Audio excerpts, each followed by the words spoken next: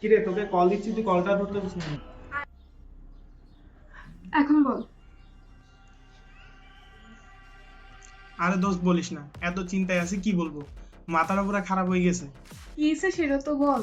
আর বলিস না, সামনে ভ্যালেন্টাইন্স ডে, আর এখানে সাদিয়া বলতেছে যে মনের মতো গিফট না পেলে নাকি ব্রেকআপ। এখন কি করব কিছুই বুঝতেছি না।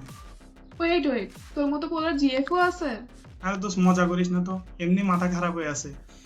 একে তো পকেটে টাকা পয়সা নেই, তার উপরে আবার গিফট চেয়ে বসে আছে। এখন আমি বাজেটের মধ্যে বেস্ট গিফট কই পাবো বুঝতেছি না, বা গিফট বা কি দিতে পারি সেটাই আমি বুঝতেছি না। এখন কি করব তুই বল, সাজেশন দে আমাকে একটু।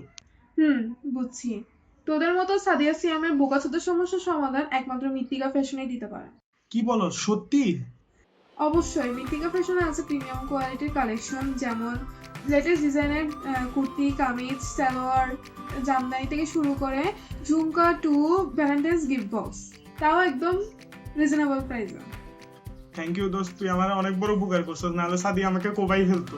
তো আর দেরি কিসের, যা মৃত্তিকা ফ্যাশনে গিয়ে অর্ডার দিয়ে আয় তোর সাদিয়ার জন্য। কি তাকিয়ে আছেন, সিয়াম তো গেল সাদিয়ার জন্য গিফট কিনতে। আপনারাও যান মৃত্তিকা ফ্যাশনে আপনাদের সাদিয়ার জন্য গিফট কিনতে। পেজের লিংক